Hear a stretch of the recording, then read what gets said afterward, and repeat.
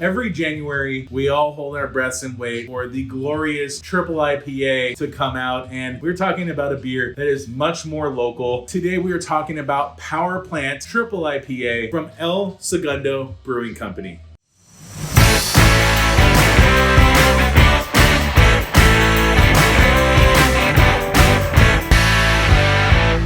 This baby's 11.1%.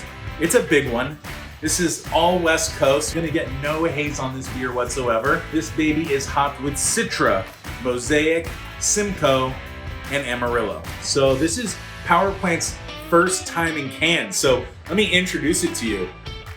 And if it looks anything familiar at all, just look in the horizon near Segundo Brewing Company with like the power plants with like the big smokestacks with the red and the white painted on them. And this is a legendary LA beer. It really, really is. I'm very lucky to have it in my hands. I'm very stoked to open it up. And that's what I'm gonna do right now. All right. And on the pour here, we have a really kind of dark gold, crystal clear. Got a nice orange, I don't want to say amber, but it's leaning more amber than it is yellow. So it's that gold that's like a dark gold, almost bronze.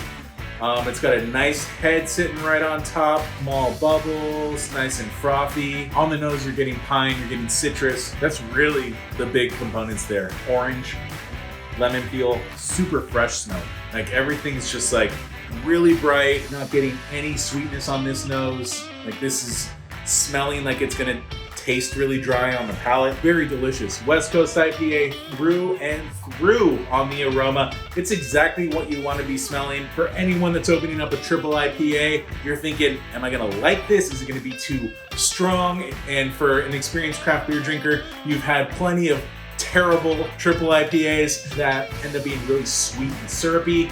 And on the nose, as you're kind of like cautiously digging into it, you're not getting any of those characteristics to kind of hint that this is going to be bad. And I know it's not going to be because Segundo pulls off a really well executed triple IPA year after year after year. These are not easy to do. There's a reason why Pliny the Younger got so famous. This beer builds on the legacy that beer established and maybe takes it up a step further. So without further ado, gonna give it a whirl.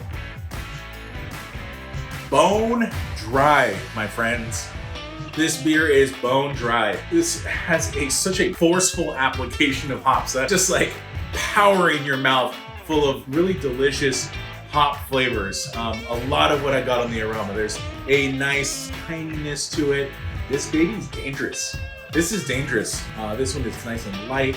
Really kind of, I wouldn't say it's thin, but it's exactly where you'd want it to be. And no booze whatsoever. Like you can't taste the alcohol in this. And the next thing is the sweetness. So a lot of these beers tend to get really sweet, and this beer really holds it down. Super dry, nice bitterness on it, and just a beautiful looking beer first and foremost. And then the taste is just so smooth. You would never guess this is 11.1%. Definitely drinks closer to what you'd expect an 8% beer, 8.5 maybe. This is just kind of, in my opinion, Segundo has figured out how to do the West Coast triple, and they've continued to execute on that year after year, continuing to build on that foundation. Cheers.